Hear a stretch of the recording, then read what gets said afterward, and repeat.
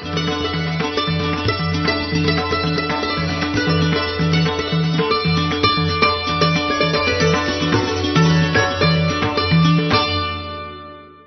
साई राम। श्री साई सच्चरित्र अध्याय 29। मद्रासी भजनी मेला, तेंदुलकर अर्थात पिता व पुत्र, डॉक्टर कैप्टन हाटे और वामन नार्वेकर आदि की कथाएं। मद्रासी भजनी मेला। लगभग सन 1916 में एक मद्रासी भजन मंडली पवित्र काशी की तीर्थयात्रा पर निकली। उस मंडली में एक पुरुष, उनकी स्त्री, पुत्री और साली थी। अभाग्यवश उनके नाम यहाँ नहीं दिए जा रहे हैं। मार्ग में कहीं उनको सुनने में आया कि अहमदनगर के कोपरगांव तालुका के शिरडी ग्राम में श्री साईं बाबा नाम के एक महान संत रहते हैं, जो बहुत दयालु और पहुँचे हुए हैं। वे उदार हृदय और अहेतुक कृपा सिंधु हैं। वे प्रतिदिन अपने भक्तों को रुपया बांटा करते हैं। यदि कोई कलाकार वहां जाकर अपनी कला का प्रदर्शन करता है तो उसे भी पुरस्कार मिलता है। प्रतिदिन दक्षिणा में बाबा के पास बहुत रुपए इकट्ठे हो जाया करते थे। इन रुपयों में से वे नित्य 1 रुपया भक्त कोंडा जी की 3 वर्षीय कन्या अवनी को, किसी को 2 रुपये से 5 रुपये तक, 6 रुपये अवनी की माँ जमली को और 10 से 20 रुपये तक, और कभी कभी 50 रुपये भी अपनी इच्छानुसार अन्य भक्तों को भी दिया करते थे। यह सुनकर मंडली शिरडी आकर रुकी। मंडली बहुत सुंदर भजन और गायन किया करती थी, परंतु उनका भीतरी ध्येय तो द्रव्योपार्जन ही था। मंडली में 3 व्यक्ति तो बड़े ही लालची थे। केवल प्रधान स्त्री का ही स्वभाव इन लोगों से सर्वथा भिन्न था। उसके हृदय में बाबा के प्रति श्रद्धा और विश्वास देखकर बाबा प्रसन्न हो गए। फिर क्या था, बाबा ने उसे उसके इष्ट के रूप में दर्शन दिए और केवल उसे ही बाबा सीतानाथ के रूप में दिखलाई दिए, जबकि अन्य उपस्थित लोगों को सामान्य ही। अपने प्रिय इष्ट का दर्शन पाकर वह द्रवित हो गई तथा उसका कंठ रुद्ध गया और आंखों से अश्रुधारा बहने लगी। तभी प्रमोन्मत हो वह ताली बजाने लगी। उसको इस प्रकार आनंदित देख लोगों को कौतूहल तो होने लगा, परंतु कारण किसी को भी ज्ञात न हो रहा था। दोपहर के पश्चात उसने वह भेद अपने पति से प्रकट किया। बाबा के श्री राम स्वरूप में उसे कैसे दर्शन हुए इत्यादि उसने सब बताया। पति ने सोचा कि मेरी स्त्री बहुत भोली और भावुक है, अतः इसे राम का दर्शन होना एक मानसिक विकार के अतिरिक्त कुछ नहीं है। उसने ऐसा कहकर उसकी उपेक्षा कर दी कि कहीं यह भी संभव हो सकता है कि केवल तुम्हें ही बाबा राम के रूप में दिखे और अन्य लोगों को सदैव की भांति ही। स्त्री ने कोई प्रतिवाद न किया, क्योंकि उसे राम के दर्शन जिस प्रकार उस समय हुए थे वैसे ही अब भी हो रहे थे। उसका मन शांत, स्थिर और संतृप्त हो चुका था। आश्चर्यजनक दर्शन। इसी प्रकार दिन बीतते गए। एक दिन रात्रि में उसके पति को एक विचित्र स्वप्न आया। उसने देखा कि एक बड़े शहर में पुलिस ने गिरफ्तार कर रस्सी से बांधकर उसे कारावास में डाल दिया है। तत्पश्चात ही उसने देखा कि बाबा शांत मुद्रा में सिंकजों के बाहर उसके समीप खड़े हैं। उन्हें अपने समीप खड़े देखकर वह गिड़गिड़ा कर कहने लगा कि आपकी कीर्ति सुनकर ही मैं आपके श्री चरणों में आया हूँ। फिर आपके इतने निकट होते हुए भी मेरे ऊपर यह विपत्ति क्यों आई है? तब बाबा बोले कि तुम्हें अपने बुरे कर्मों का फल अवश्य भुगतना चाहिए। वह पुनः बोला कि इस जीवन में मुझे अपने ऐसे कर्म की स्मृति नहीं जिसके कारण मुझे ये दुर्दिन देखने का अवसर मिला। बाबा ने कहा कि यदि इस जन्म में नहीं तो गत जन्म में अवश्य कोई बुरा कर्म किया होगा। तब वह कहने लगा कि मुझे अपने गत जन्म की कोई स्मृति नहीं, परंतु यदि एक बार मान भी लूं कि कोई बुरा कर्म हो भी गया होगा, तो आपके यहाँ होते हुए तो उसे भस्म हो जाना चाहिए। जिस प्रकार सूखी घास अग्नि द्वारा शीघ्र भस्म हो जाती है। बाबा ने पूछा, क्या तुम्हारा सचमुच ऐसा दृढ़ विश्वास है? उसने कहा, हाँ। बाबा ने उससे अपनी आंखें बंद करने को कहा और जब उसने आंखें बंद की, उसे किसी भारी वस्तु के गिरने की आहट सुनाई दी। आंखें खोलने पर उसने अपने को कारावास से मुक्त पाया। पुलिस वाला नीचे गिरा पड़ा है तथा उसके शरीर से रक्त प्रवाहित हो रहा है। यह देखकर वह अत्यंत भयभीत दृष्टि से बाबा की ओर देखने लगा। तब बाबा बोले कि अब तुम्हारी अच्छी तरह खबर ली जाएगी। पुलिस अधिकारी अभी आएंगे और तुम्हें गिरफ्तार कर लेंगे। तब वह गिड़गिड़ा कर कहने लगा कि आपके अतिरिक्त मेरी रक्षा और कौन कर सकता है? भगवान, मुझे किसी प्रकार बचा लीजिए। तब बाबा ने फिर उससे आंखें बंद करने को कहा। आंखें खोलने पर उसने देखा कि वह पूर्णतः मुक्त होकर सिंकचों के बाहर खड़ा है और बाबा भी उसके समीप ही खड़े हैं। तब वह बाबा के श्री चरणों पर गिर पड़ा। बाबा ने पूछा कि मुझे बताओ तो, तुम्हारे इस नमस्कार और पिछले नमस्कारों में किसी प्रकार की भिन्नता है या नहीं? इसका उत्तर अच्छी तरह सोच कर दो। वह बोला कि आकाश और पाताल में जो अंतर है वही अंतर मेरे पहले और इस नमस्कार में है। मेरे पूर्व नमस्कार तो केवल धन प्राप्ति की आशा से ही थे, परंतु यह नमस्कार मैंने आपको ईश्वर जानकर ही किया है।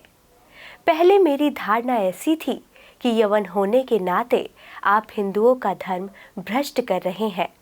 बाबा ने पूछा कि क्या तुम्हारा यवन पीरों में विश्वास नहीं? प्रत्युत्तर में उसने कहा, जी नहीं। तब वे फिर पूछने लगे कि क्या तुम्हारे घर में एक पंजा नहीं? क्या तुम ताबूत की पूजा नहीं करते? तुम्हारे घर में अभी भी एक काट बीबी नामक देवी है, जिसके सामने तुम विवाह तथा अन्य धार्मिक अवसरों पर कृपा की भीख मांगा करते हो। अंत में जब उसने स्वीकार कर लिया तो वे बोले कि इससे अधिक अब तुम्हें क्या प्रमाण चाहिए? तब उनके मन में अपने गुरु श्री रामदास के दर्शनों की इच्छा हुई। बाबा ने ज्यों ही उससे पीछे घूमने को कहा तो उसने देखा कि श्री रामदास स्वामी उसके सामने खड़े हैं। तब वह बाबा से कहने लगा कि आप तो वृद्ध प्रतीत होते हैं, क्या आपको अपनी आयु विदित है? बाबा ने पूछा कि तुम क्या कहते हो कि मैं बूढ़ा हूँ? थोड़ी दूर मेरे साथ दौड़कर तो देखो। ऐसा कहकर बाबा दौड़ने लगे और वह भी उनके पीछे पीछे दौड़ने लगा। दौड़ने से पैरों द्वारा जो धूल उड़ी उसमें बाबा लुप्त हो गए और तभी उसकी नींद भी खुल गई।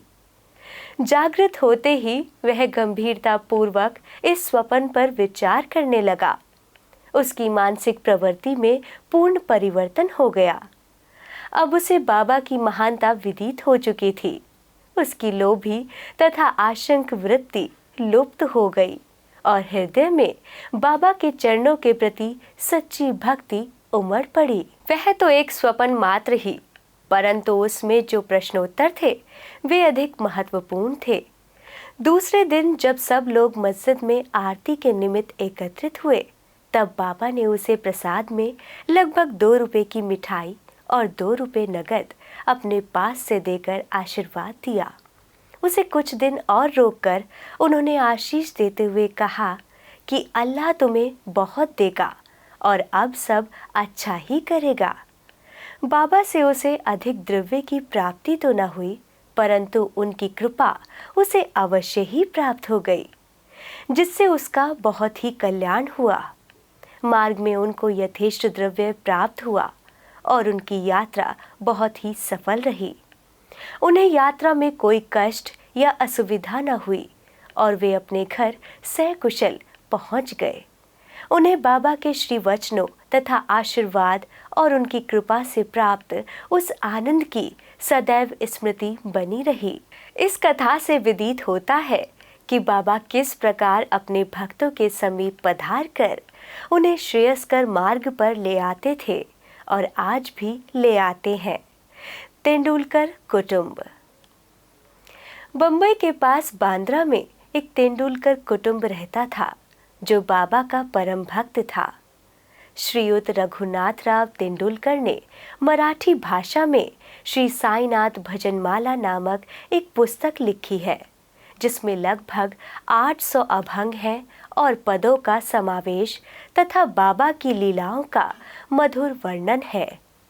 यह बाबा के भक्तों के पढ़ने योग्य पुस्तक है। उनका ज्येष्ठ पुत्र बाबू डॉक्टरी परीक्षा में बैठने के लिए अनवरत अभ्यास कर रहा था। उसने कई ज्योतिषियों को अपनी जन्म कुंडली दिखाई, परंतु सभी ने बतलाया कि इस वर्ष उसके ग्रह उत्तम नहीं है, किंतु अगले वर्ष परीक्षा में बैठने से उसे अवश्य सफलता प्राप्त होगी। इससे उसे बड़ी निराशा हुई और वह अशांत हो गया। थोड़े दिनों के पश्चात उसकी माँ शिरडी गई और उसने वहां बाबा के दर्शन किए। अन्य बातों के साथ उसने अपने पुत्र की निराशा तथा अशांति की बात भी बाबा से कही। उनके पुत्र को कुछ दिनों के पश्चात ही परीक्षा में बैठना था।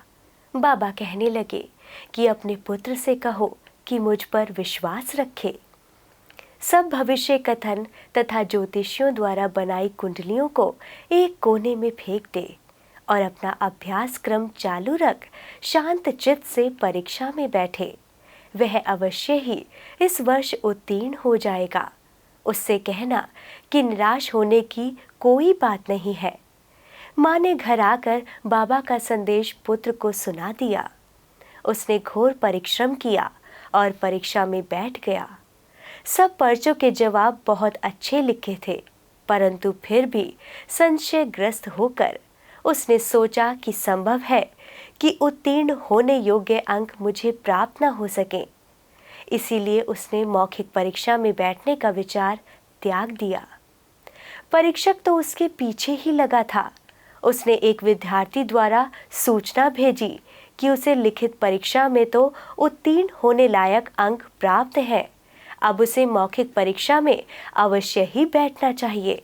इस प्रकार प्रोत्साहन पाकर वह उसमें भी बैठ गया तथा दोनों परीक्षाओं में उत्तीर्ण हो गया। उस वर्ष उसकी ग्रह दशा विपरीत होते हुए भी बाबा की कृपा से उसने सफलता पाई। यहाँ केवल इतनी ही बात ध्यान देने योग्य है कि कष्ट और संशय की उत्पत्ति अंत में दृढ़ विश्वास में परिणत हो जाती है। जैसी भी हो, परीक्षा तो होती ही है, परंतु यदि हम बाबा पर दृढ़ विश्वास और श्रद्धा रखकर प्रयत्न करते रहें तो हमें सफलता अवश्य ही मिलेगी। इसी बालक के पिता रघुनाथ राव बम्बई की एक विदेशी व्यवसायी फर्म में नौकरी करते थे। वे बहुत वृद्ध हो चुके थे और अपना कार्य सुचारू रूप से नहीं कर सकते थे, इसीलिए वे अब छुट्टी लेकर विश्राम करना चाहते थे। छुट्टी लेने पर भी उनके शारीरिक स्वास्थ्य में कोई विशेष परिवर्तन न हुआ। अब यह आवश्यक था कि सेवानिवृत्ति की पूर्वकालीन छुट्टी ली जाए।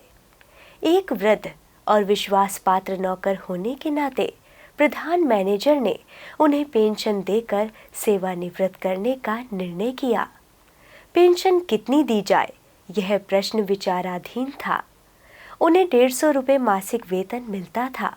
इस हिसाब से पेंशन हुई 75 रुपये, जो कि उनके कुटुंब के निर्वाह हेतु अपर्याप्त थी।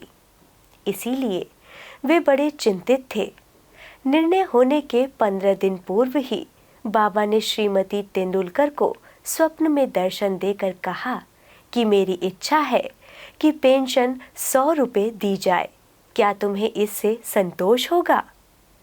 श्रीमती तेंदुलकर ने कहा कि बाबा, मुझ दासी से आप क्या पूछते हो? हमें तो आपके श्री चरणों में पूर्ण विश्वास है। यद्यपि बाबा ने 100 रुपये कहे थे, परंतु उसे विशेष प्रकरण समझकर 10 रुपये अधिक अर्थात 110 रुपये पेंशन निश्चित हुई। बाबा अपने भक्तों के लिए कितना अपरिमित स्नेह और कितनी चिंता रखते थे। कैप्टन हाटे। बीकानेर के निवासी कैप्टन हाटे बाबा के परम भक्त थे। एक बार स्वप्न में बाबा ने उनसे पूछा कि क्या तुम्हें मेरी विस्मृति हो गई? श्री हाटे ने उनके श्री चरणों से लिपटकर कहा कि यदि बालक अपनी माँ को भूल जाए तो क्या वह जीवित रह सकता है? इतना कहकर श्री हाटे शीघ्र बगीचे में जाकर कुछ वलपापड़ी अर्थात सेम तोड़ लाए और एक थाली में सीधा अर्थात सूखी भिक्षा तथा दक्षिणा रखकर बाबा को भेंट करने आए। उसी समय उनकी आंखें खुल गईं और उन्हें ऐसा भान हुआ कि यह तो एक स्वप्न था। फिर वे सब वस्तुएं जो उन्होंने स्वप्न में देखी थी बाबा के पास शिरडी भेजने का निश्चय कर लिया। कुछ दिनों के पश्चात वे ग्वालियर आए और वहां से अपने एक मित्र को 12 रुपयों का मनी ऑर्डर भेजकर पत्र में लिख भेजा कि 2 रुपयों में सीधा की सामग्री और वलपापड़ी अर्थात सेम आदि मोल लेकर तथा 10 रुपये दक्षिणा स्वरूप रखकर मेरी ओर से बाबा को भेंट देना। उनके मित्र ने शिरडी आकर सब वस्तुएं तो संग्रह कर ली, परंतु वलपापड़ी प्राप्त करने में उन्हें अत्यंत कठिनाई हुई। थोड़ी देर के पश्चात ही उन्होंने एक स्त्री को सिर पर टोकरी रखे सामने से आते देखा। उन्हें यह देखकर अत्यंत आश्चर्य हुआ कि उस टोकरी में वलपापड़ी के अतिरिक्त कुछ भी नहीं था।